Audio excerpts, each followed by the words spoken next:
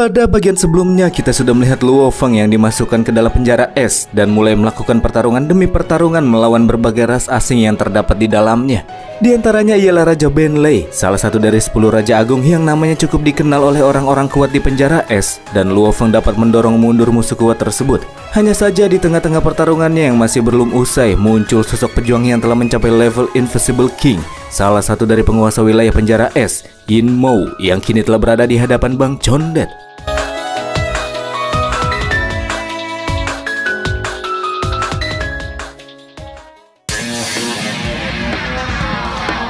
Karena Luo Feng memberikan tantangan kepada Yin Mou yang disuruh coba ambil sendiri akun anonim yang dia inginkan dari tangan Luo Feng, gak pakai basa-basi Yin Mou pun langsung melancarkan serangannya. Dia membentuk tapak es raksasa yang bakalan segera menggeprek Luo Feng kalau dia tidak mengambil tindakan. Luo Feng yang merasa penasaran dengan seberapa kuat ke Invisible King itu menggunakan diagram bintang dan pertahanan ekor dewa binatang untuk menghadang serangan yang datang. Ketika kedua kekuatan saling bertubrukan, terjadilah ledakan energi yang cukup dahsyat, menyebabkan beberapa alien yang sedang menonton dari arah kejauhan terkena imbasnya. Mereka terhempaskan ketika menerima efek dari ledakan pertarungan yang sedang berlangsung.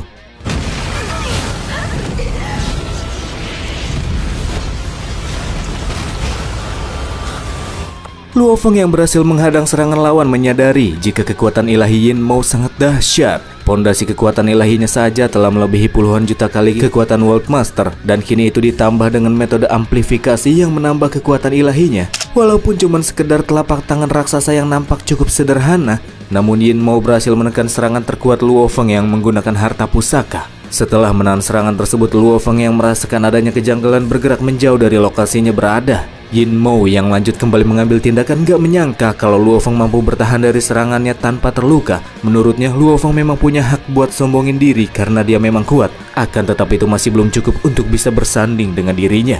Sebelum Luo Feng bergerak lebih jauh, tiba-tiba pergerakannya jadi slow-mo. Waktu di sekelilingnya terhenti. Dia kini sedang berada di dalam jurus hukum waktu lawan. Setelah pergerakan Luo Feng berhenti, dia menjadi sasaran empuk Yin Mou yang langsung melepaskan jurus jari mata perak. Konon katanya bagi siapapun yang terkena jurus satu itu maka jiwanya akan tergerus sampai tewas, atau jika tidak sang target akan menjadi budak jiwanya. Para penonton yang melihat Luo Feng dihadapkan pada situasi sulit mulai ngerasa kasihan. Luo Feng yang gak tinggal diam begitu saja memaksakan diri untuk bisa kembali bergerak dari kekuatan hukum lawan. Sebelum serangan benar-benar terdaratkan, dia berhasil memecahkan hukum waktu lawan dan berusaha bertahan dengan sayap siwunya.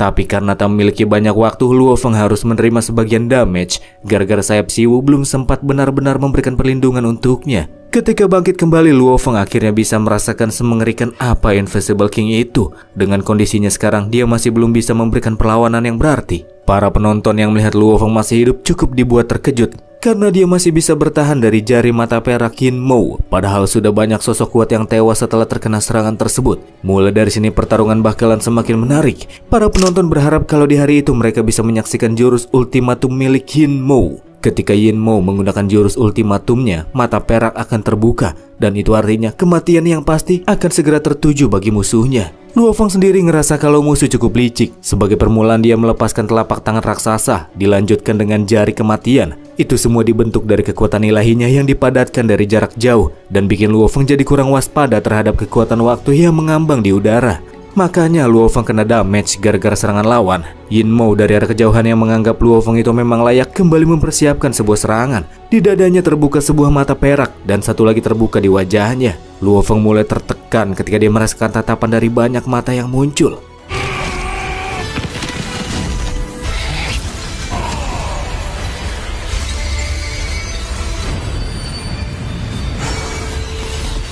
Dalam sekejap, Luo Feng pun berpindah ke sebuah dunia ilusi. Coba menghancurkan ilusi tersebut, namun dunia itu kembali terbentuk, menunjukkan jika dia kini telah benar-benar terjebak di dalamnya. Di dalam ilusi Yin Mou, waktu akan berjalan sangat lama, sekalipun di dunia nyata hanya sekejap mata. Mereka yang terjebak di dalamnya akan melihat reinkarnasi tanpa akhir sampai-sampai target akan tenggelam dalam keputusasaan. Diperlukan tekad dan hati yang benar-benar kuat bagi seseorang jika ingin bertahan di dalam dunia ilusi tersebut. Dan apakah Luo Feng mampu bertahan?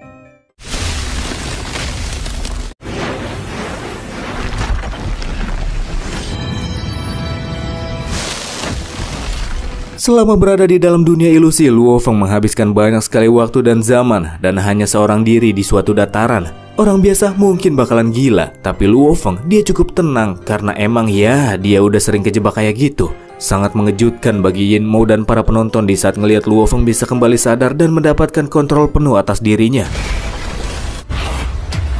Yin Mo sampai nanya berapa lama Luo Feng telah melewati reinkarnasi ilusi tanpa akhir tersebut. Luo Feng yang ngos-ngosan jawab, mungkin hampir 10.000 zaman. Satu zaman aja 100 tahun. Nah ini 10.000 zaman. Gile Bang Condet. Justru dia malah menjadikan dunia ilusi tersebut sebagai tempat latihan buat mempertajam kemauannya untuk terus hidup. Dan itu cukup membuat Yin Mo kagum sama Bang MC. Setelah menerima 3 jurus dari Yin Mo, selanjutnya Luo Feng akan menggunakan gilirannya buat menyerang. Dibantu sama Tuan Kapibara, Luo Feng bergerak. Tuan Kapi menahan serangan es yang datang pakai lonceng ungu, bergerak ke punggung lawan dan melepaskan tinju lonceng ungu yang menggetarkan suara di sekitar. Ketika musuh telah teralihkan, Luo Feng melepaskan Bright Moon, menyebabkan sebagian tubuh Yin Mo hancur berkeping-keping.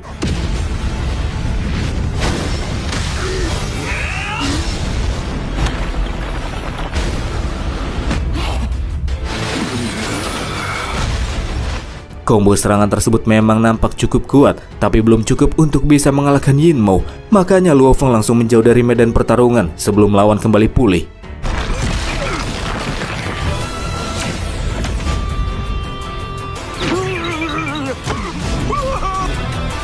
Padahal udah ditatap sama mata perak Yin Mo, tapi manusia satu itu tidak mati. Bahkan 10 Raja Agung yang ada di penjara es pun tidak bisa melakukannya. Para penonton pun mulai berpikir jika Luo Feng, manusia satu-satunya yang ada di penjara es, mungkin akan menjadi yang terkuat di bawah 5 raksasa.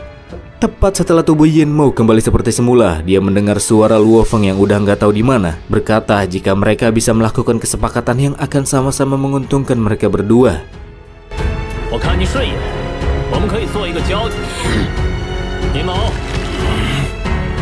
Pertarungan di antara Luo Feng dan Yin Mo mulai menarik perhatian berbagai pihak, salah satunya dari 5 raksasa lain, si Bua dari ras demon. Sebab tidak hanya berhasil meloloskan diri saja dari Ben Lei yang membakar tubuh ilahinya, tapi Luo Feng juga berhasil menahan variasi serangan dari Yin Mo secara berturut-turut. Bisa dianggap kalau Luo Feng mungkin gak bisa dikalahin sama siapa-siapa kecuali 5 penguasa wilayah penjara es. Si Bua tanya ke bawahannya setelah pertarungan dengan Yin Mo, kemanakah Luo Feng pergi? Salah satu bawahannya yang nonton pertarungan tersebut secara langsung kasih tahu kalau Luo Feng pergi bersama Yin Mo. Dan dari jejak yang ditemukan, Luo Feng akhirnya pergi ke kediaman Yin Mo. Yin Mo sendiri di singgasananya saat itu lagi bersenang-senang. Di pergelangannya nampak sebuah gelang yang menghubungkan dirinya ke alam semesta virtual. Ternyata kesepakatan yang sempat diajukan oleh Luo Feng ialah pertukaran harta dengan sebuah sensor akun anonim. Bagi Luo Feng itu menjadi kesempatan yang sangat menguntungkan. Yin Mo terlihat bersenang-senang di alam semesta virtual, main game online sama bapaknya Luo Feng saat itu, dan keduanya kini sudah jadi bestie.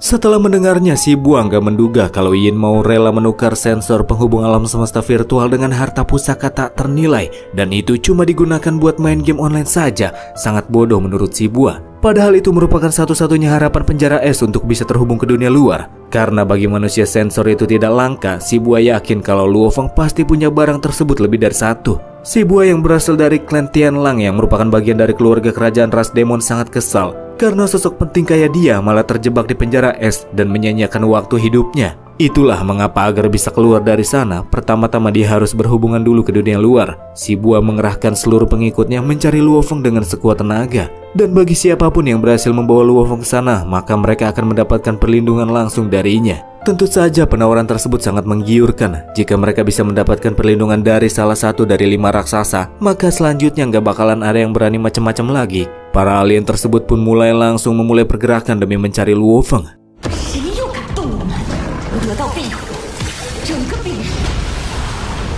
Sementara itu, Luo Feng yang pakai detektor nggak bisa ditemuin kalau dia nggak nunjukin dirinya sendiri. Saat itu, Luo Feng yang lagi terhubung sama Tuan Guru Lord Chaos City ngasih kabar kalau para raksasa penjara es bukanlah lawan yang mudah baginya. Maka dari itulah Luo Feng berniat buat meneliti jurus terbaru Bright Moon dan juga diagram 10.000 bintang secara bersamaan. Dan setelah kekuatannya meningkat, barulah Luo Feng akan berhadapan dengan para raksasa di penjara es. Mendengar niatan sang murid, Tuan Guru jelasin kalau Bright Moon merupakan aliran seni bela diri, sementara diagram 10.000 bintang itu aliran master mental. Mempelajarinya secara bersamaan akan membuat fokus Luo Feng terbagi, menyebabkan perkembangannya jadi terhambat. Karena Luo Feng mempelajari jurus Dewa Binatang yang lebih menekankan pertempuran jarak dekat, Tuan Guru menyarankan agar Luo Feng buat fokus saja belajar aliran seni bela diri. Karena dengan demikian maka terdapat harapan di masa depan Luo Feng bisa setara dengan Dewa Binatang. Perkataan Tuan Guru jadi bikin Luo Feng agak dilema, sebab beliau kini menyuruhnya buat fokus saja pada aliran seni bela diri. Namun di lain hal, 9 kitab rahasia bencana dan menara bintang yang ditinggalkan sama Zuo Sanke mengharuskan Luo Feng buat fokus mendalami aliran master mental. Luo Feng mikir keras, kalau dia udah kayak gini, pengajaran siapa yang mesti Luo Feng pilih?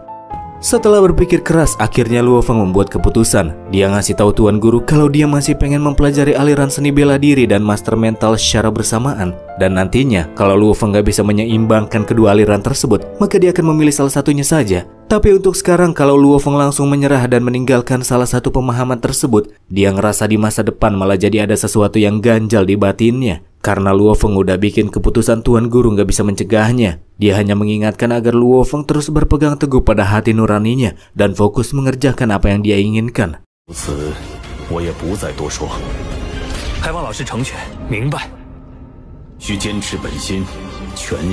Mulai dari sinilah Luo Feng menjalani latihan panjangnya, mengembangkan teknik Bright Moon, gerakan pedang yang cukup halus namun mematikan.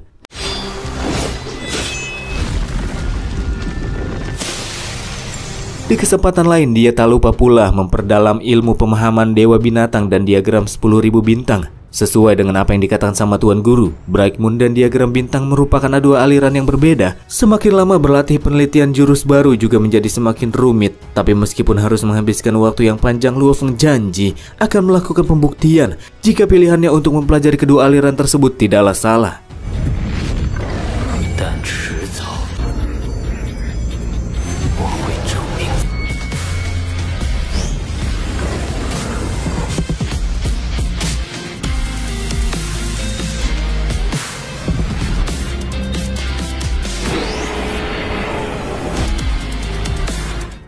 Ribu tahun pun berlalu. Dari bawah dataran es muncul fluktuasi energi bersama dengan semua orang yang melihat kemunculan aliran dari sungai pedang.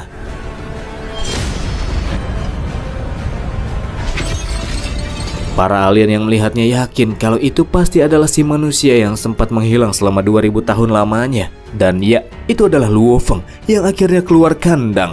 Karena sekarang dia sudah bisa menguasai jurus kedua dari Bright Moon dan diagram 10.000 bintang. Latihan panjang yang Luo Feng habiskan kini telah membuahkan hasil. Baru aja keluar kandang, Luo Feng langsung disamperin sama alien kepiting oranye yang ngasih tahu kalau dia datang ke sana tanpa niatan jahat. Dia datang mewakili penguasa penjara es selatan yang memberikan undangan kepada Luo Feng untuk datang ke kediamannya. Luo Feng pun menerima undangan tersebut dan datang ke kediaman si Bua tanpa rasa takut.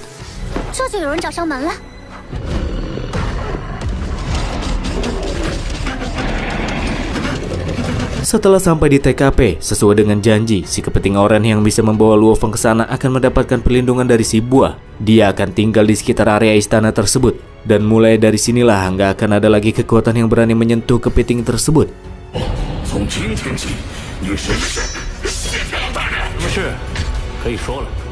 Setelah si kepiting oranye cabut, lanjut ke urusan Luo Feng yang dibawa ke sana. Si Bua yakin kalau Luo Feng sendiri juga udah tahu kalau setiap makhluk yang terjebak di dalam penjara es itu sangat merindukan bisa berhubungan dengan dunia luar. Dan Luo Feng bisa langsung tahu kalau si Bua pasti juga pengen sensor alam semesta virtual kan? Tapi masalahnya dia itu ras demon yang merupakan musuh manusia. Jadi para ras demon itu nggak bisa terhubung ke alam semesta virtual. Terkait masalah tersebut, si Bua punya rencananya sendiri. Dan Luo Feng cuma perlu menyerahkan sensornya saja. Tentu nggak semudah itu. Luo Feng gak mau sampai ada mata-mata musuh yang menyelinap masuk ke dalam alam semesta virtual. Tapi kata si Bua, hal itu nggak usah dipermasalahkan. Di dalam alam semesta virtual sendiri, faktanya udah ada banyak mata-mata dari ras asing.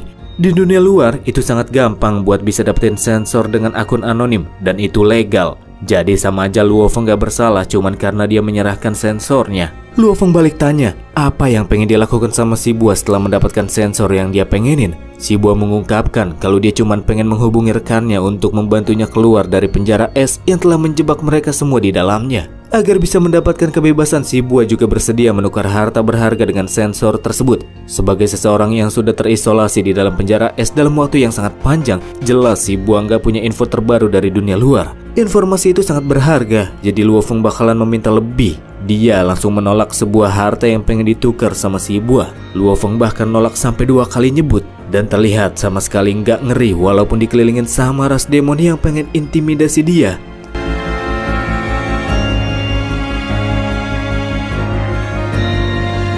Dan begitulah ending dari Swallowed Star kali ini, teman-teman. Terima kasih buat kalian yang sudah nonton sampai menit terakhir, dan akhir kata dari saya, bye.